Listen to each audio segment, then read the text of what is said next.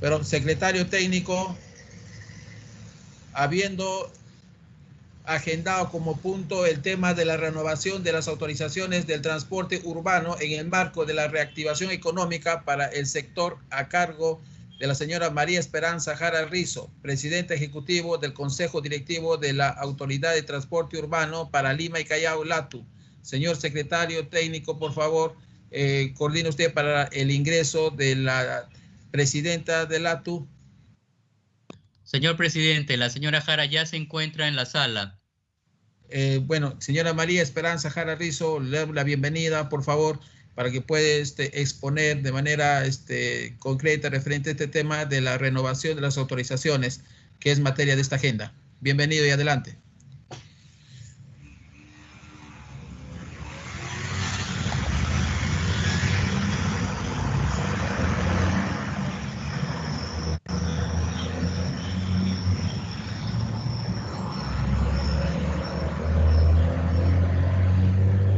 Señora presidenta del LATU, ¿ha logrado conectarse, por favor?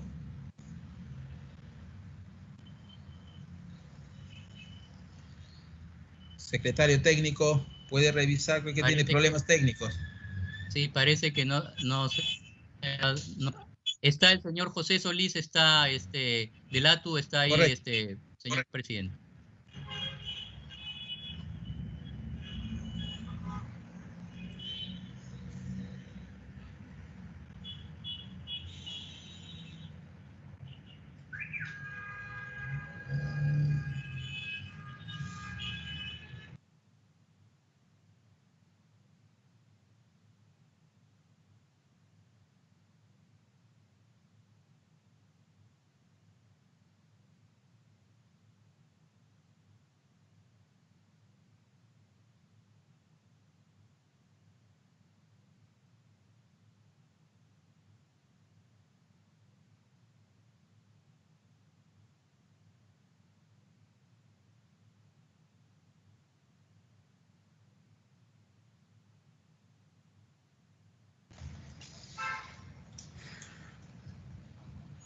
Sí, señora presidenta, la escuchamos.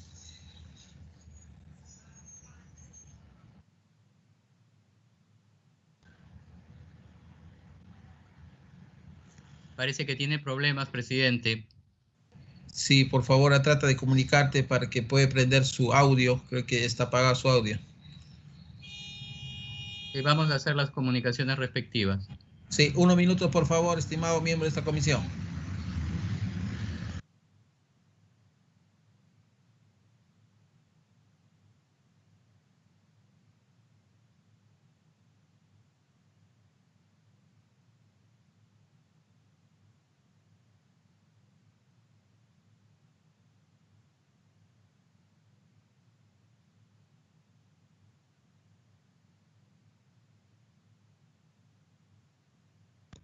Ya se encuentra en sala la señora María Jara, congresista.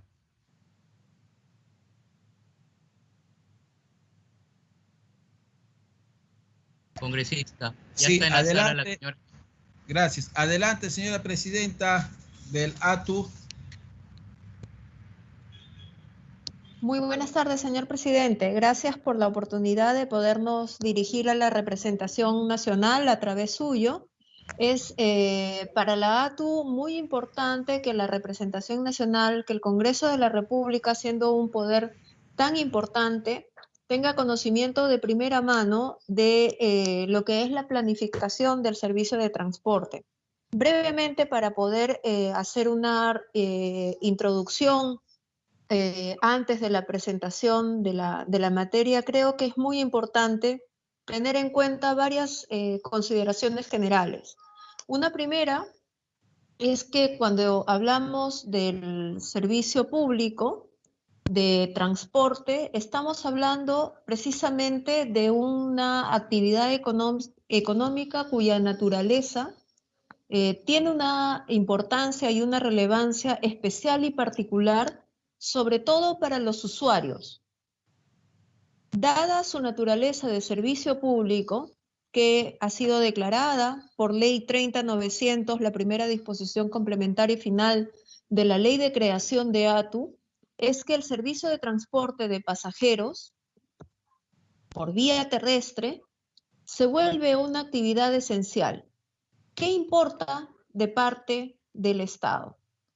Importa una responsabilidad muchísimo mayor de garantizar las condiciones de calidad, de generar mecanismos de reglas de juego a largo plazo que resguarden la inversión que realizan los proponentes y los futuros concesionarios, el hecho de otorgar la entrada al mercado para brindar el servicio a través de un concurso que supone que quienes oferten sus propuestas tengan las condiciones económicas para poder llevar a cabo la prestación de un servicio que es importante y esencial para el bienestar de la ciudadanía. En la presentación se va a hablar de cuáles son la particular caracterización del servicio de transporte, pero yo quisiera referirme a el hecho de que nosotros estamos en este momento en una situación de pandemia. Esta situación de pandemia no cabe ninguna duda que ha generado una fuerte afectación a los ingresos de las distintas empresas del mercado peruano y por supuesto del servicio de transporte.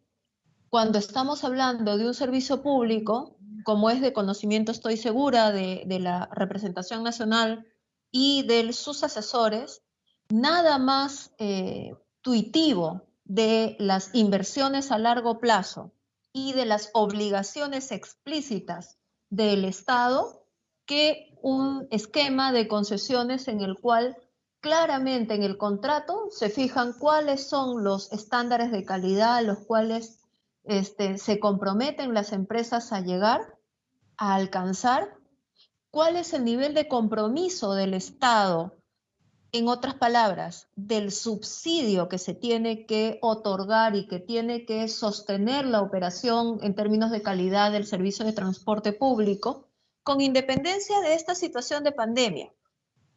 Si esas condiciones contractuales no se cumplen, evidentemente hay responsabilidad para el Estado. Además, la posibilidad de tener un contrato de concesión siempre genera tiene la virtud de abrir la posibilidad de que las empresas sean bancables. Esto quiere decir que tengan una mejor acogida por parte de los bancos para solventar las inversiones que se tienen que hacer, porque es un mecanismo y es un título habilitante mucho más sólido que una autorización, que es lo que hemos venido teniendo. Y hago esta breve introducción porque creo que es muy importante que se comprenda cabalmente la diferencia entre un título habilitante y el otro título habilitante. ¿Cuáles son las bondades? ¿Qué es lo que más se quiere? Y de acuerdo a nuestra ley, a la ley 30.900, por la que se declara el servicio de transporte público y se crea la autoridad del transporte urbano para Lima y Callao, ya se fija cuáles van a ser los mecanismos de acceso. El camino ya está trazado. Sin embargo, sabemos que por la pandemia hay algunas particularidades que se van a tener que generar, porque este tránsito duro y difícil, un tránsito económico y un camino de formalización y de empoderamiento de las empresas, es ahora una tarea esencial. Sin duda alguna, el encargo que se tiene en este momento es ir empujando los estándares de calidad hacia un nivel superior, de tal manera que eso, más la capacitación a los operadores de transporte actuales, les permita poder participar de los procesos de licitación que vendrán en el tiempo en el que ustedes lo van a apreciar en la presentación, y que son el camino que está trazado ya legalmente, que es además el estándar de calidad que se merecen los usuarios y que además constituye el título habilitante que puede garantizar de mejor manera las inversiones a largo plazo de los transportistas.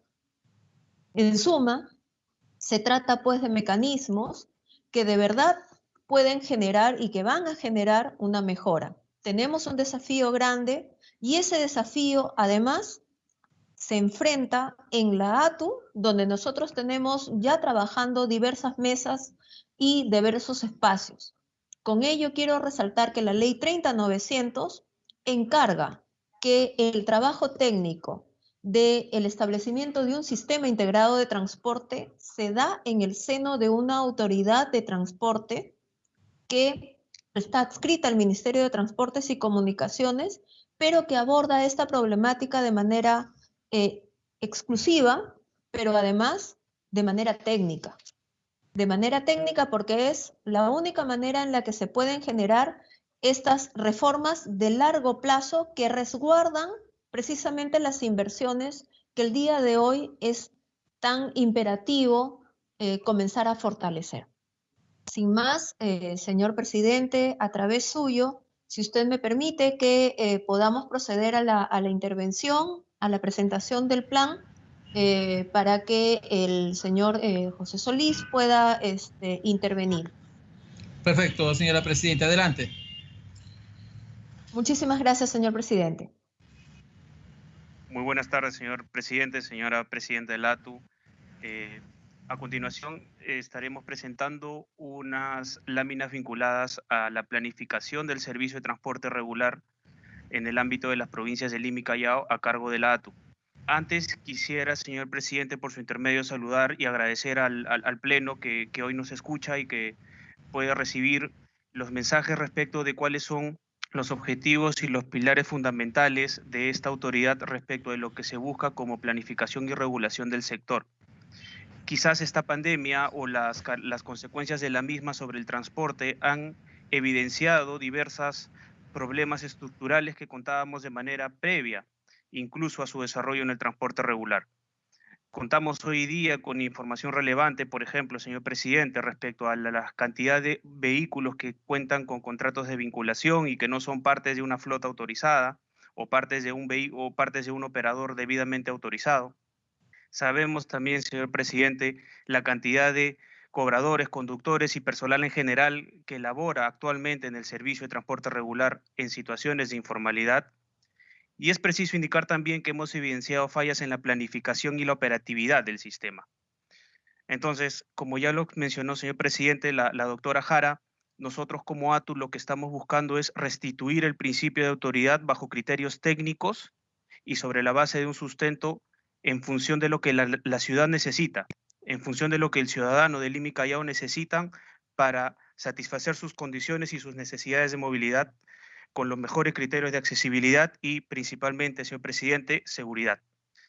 La regulación que a continuación procederemos a presentar incorpora al usuario como pilar y eje fundamental del servicio, lo cual hemos venido nosotros restituyendo de manera gradual y para lo cual también proponemos una transición hacia un esquema de consolidación que debe resguardar esos principios fundamentales del resguardo de la vida y la salud de los usuarios del servicio en particular.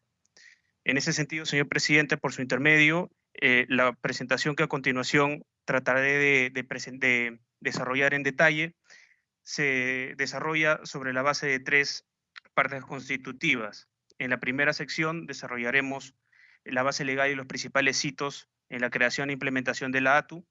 A continuación se procederá a explicar cuál es la situación actual del servicio y las acciones en particular aplicadas por la ATU para contener y mitigar la propagación del coronavirus al interior de las unidades de transporte y finalmente procederemos a presentar el esquema de transición del transporte regular, es el modelo de concesiones sobre los pilares que tanto la doctora Jara como en la parte introductoria, señor presidente, se les ha señalado al Pleno en cuestión. En ese sentido, la base legal, señor presidente, está vinculada principalmente a 3 normas constitutivas. La primera de ellas es la ley número 30.900, ley que se dio el año 2018, pero bajo la cual se creó la Autoridad de Transporte Urbano para Lima y Callao. Sobre esta en particular, 2 elementos de sustantiva importancia que debemos realzar.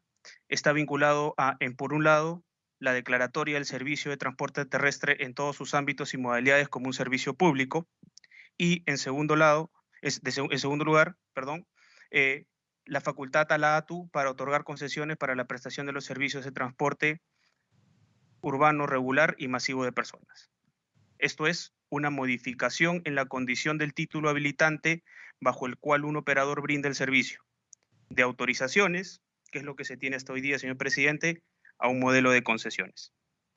En segundo lugar, podemos o debemos resaltar al reglamento de la ley que establece en su quinta disposición complementaria final una prórroga automática hasta por un año de los títulos habilitantes a la fecha de dación del reglamento y condicionados a la no aprobación de los reglamentos por parte de la Autoridad de Transporte Urbano para el Lima y Callao. Finalmente, y en consecuencia de lo anteriormente señalado, mediante resolución directoral número 002-2019 ATU de la Dirección de Operaciones, se prorrogó en particular los títulos habilitantes de los servicios de transporte regular hasta el 31 de octubre del presente año. La ATU, señor presidente, ha sido una entidad creada el 27 de diciembre del año 2018, como se ha señalado, a través de la ley número 30900, pero a la fecha viene desarrollando con mucho ahínco diversas actividades en su proceso de consolidación y concretación institucional. En primer lugar, es preciso indicar que el inicio de funciones se dio el 18 de junio del año 2019 con la instalación del primer Consejo Directivo.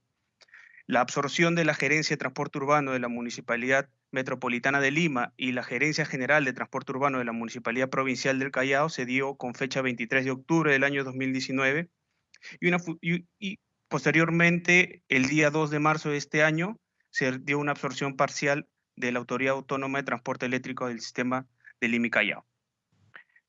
Finalmente, señor presidente, señalar que a la fecha, como es de su conocimiento, la ATU se encuentra realizando denodados esfuerzos para culminar el proceso de absorción total de Protransporte, que involucra la prestación de los servicios a través de BRT, del COSAC y de los corredores complementarios.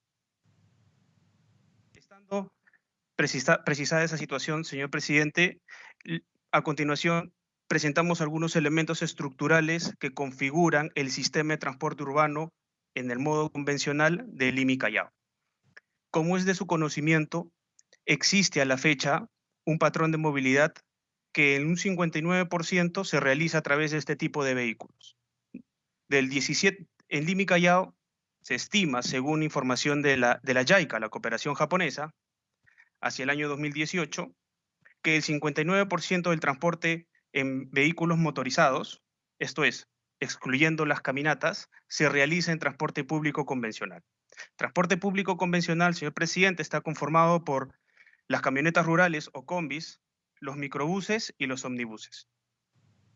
Pero ¿cuáles son las características constitutivas de este segmento que generan las externalidades en el mercado que tanto se han discutido en diversos estudios técnicos y mesas de concertación?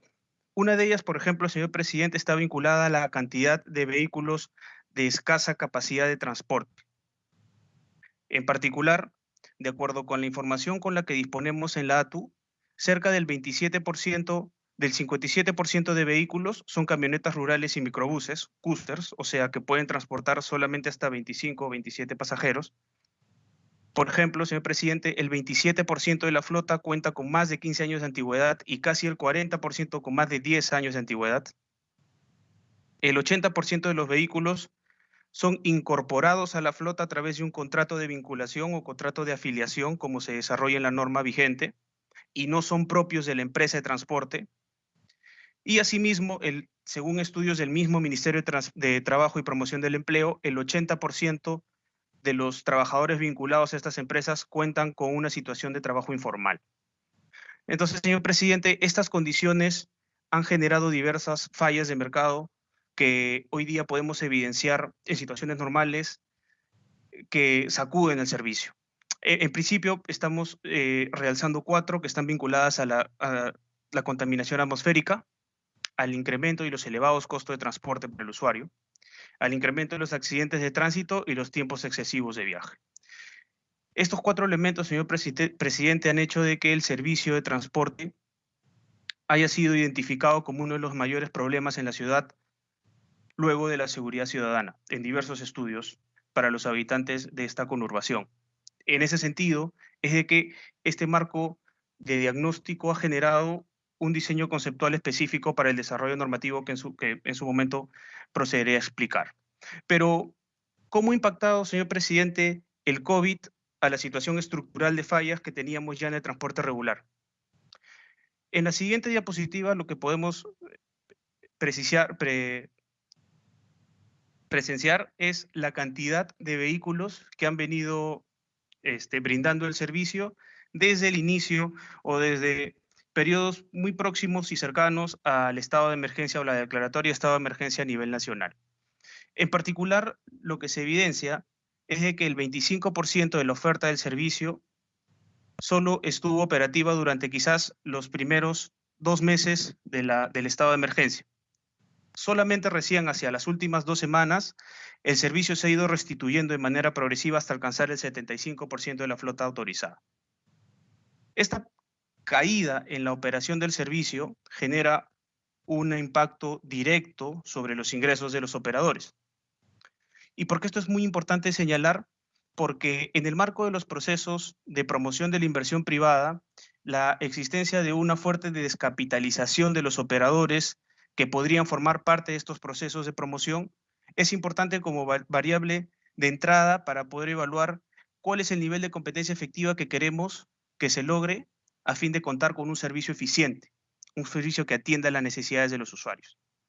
Este punto es importante, señor presidente, porque de alguna u otra forma genera los flujos de caja, los ingresos generan los flujos de caja necesarios para poder hacer renovaciones de flota, para poder hacer ingresos sobre las planillas, para poder incorporar sistemas de monitoreo, para poder incorporar a su vez también mejores elementos de seguridad en los vehículos. Entonces, ¿qué es lo que hizo la ATU durante el estado de emergencia nacional para atender de manera, en el marco de sus competencias, algunos de los problemas presentados en el servicio de transporte? Nosotros hemos identificado 6 de nuestras principales acciones en el cortísimo plazo. La primera de ellas está vinculada a promover la prestación del servicio de transporte de trabajadores en por parte de las movilidades escolares y los operadores del servicio turístico, quienes, como es de su conocimiento, señor presidente, a través de su intermedio, a la fecha no pueden brindar el servicio en tanto los servicios turísticos y los servicios escolares se encuentran a la fecha incluso suspendidos. Y además es preciso prever de que estos puedan mantener esa condición durante como mínimo este año. En ese sentido, la ATU se interesó mucho en buscar una alternativa que permita que esa capacidad operativa, que ese vehículo pueda brindar servicios con los mejores niveles de seguridad para atender el desplazamiento de quienes vienen requiriendo el servicio, que son los prestadores o las empresas que brindan servicios esenciales. Entonces, esa fue una alternativa propuesta y sustentada por esta autoridad y que al final llegó a ser bien tomada por el Poder Ejecutivo y finalmente aprobada mediante Decreto Supremo número 011 de 2020 del Ministerio de Transportes y Comunicaciones. De la misma manera, en atención a las necesidades de viaje, se solicitó a través del Despacho Ministerial de Transportes y Comunicaciones la operación del 100% de la flota de transporte regular y de taxi, con lo cual, a través de la dación de una resolución de presidencia ejecutiva, se incrementaron las ofertas de transporte, regulando, por otro lado, los aforos y las condiciones específicas de operación, pero que brindaron un alivio, no solo a los operadores que no estaban brindando el servicio, sino también y principalmente a los usuarios, que a lo largo de la reanudación de actividades económicas han venido incrementando también sus necesidades de desplazamiento en esta conurbación. De otro lado, se promovieron medios de transporte sostenible a través de la creación, mediante resolución de presidencia ejecutiva 065, de la iniciativa CITIS, una iniciativa que busca implementar una red de ciclovías temporales que permitan justamente atender las necesidades de viaje de quienes brindan servicios esenciales y que por motivos económicos sus ingresos han venido o se han congelado o han sido reducidos por las diversas alternativas que se han planteado para paliar el periodo en particular. De otro lado, se propuso, señor presidente, un bono a los conductores y cobradores del servicio de transporte regular especial. ¿Sustentado en qué? Sustentado en que justamente la calidad de empleo en este sector era precaria. Se evidenciaron números de cuál es la cantidad, por ejemplo, de trabajadores en planilla que tenían las empresas de transporte, y en función de esas características del empleo en el sector, se sustentó ante el ente rector del sector, que en este caso es el Ministerio de Transportes y Comunicaciones, la necesidad de incorporar un subsidio para estos operadores. Al respecto, si bien no se incorporaron los destinatarios específicos que se señalan en el proyecto normativo propuesto por la ATU, mediante decreto de urgencia 052 sí se incorporó como una de las variables o criterios de decisión el no contar o el no estar registrado en la planilla del Estado o planilla privada al momento del inicio del estado de emergencia nacional, como una de las variables para poder acceder al bono universal que ya se encuentra en disposición de los beneficiarios antes señalados. De otro lado, como es de su conocimiento, señor presidente, nosotros hemos realizado de manera irrestricta limpiezas de las unidades de manera previa incluso a la programación diaria de su despacho, con lo cual se busca mitigar los riesgos de contagio al interior de las unidades vehiculares y, por otro lado, también se han aplicado diversas campañas de sensibilización a los usuarios del servicio para que estos conozcan cuáles son las condiciones específicas que deben de respetar al interior de las unidades de transporte a fin de mitigar su contagio y promover el mantenimiento de condiciones mínimas de salud y salubridad al interior de este servicio. Entonces, considerando estos elementos de diagnóstico, señor presidente, es de que la ATU, a través de la Dirección de Integración de Transporte Urbano y Recaudo, está proponiendo un esquema o un régimen de transición hacia un esquema de concesiones. Como ya se ha señalado en su momento, el modelo de concesiones es un modelo cuya normativa está diseñada en el Sistema Nacional de Promoción de la Inversión Privada, Decreto Legislativo 1321, y considera 5 fases para el proceso de promoción, vinculadas al planeamiento y la programación, la formulación, la estructuración de un proyecto APP, transacción y ejecución contractual. En el momento en el que nos encontramos, señor presidente, nosotros hemos evidenciado un shock de oferta y demanda temporal que genera diversos impactos sobre la operación del servicio. Ya hemos evidenciado, por un lado, una caída en los ingresos programada por parte de los usuarios y, por otro lado, la información comparada respecto de otros países que han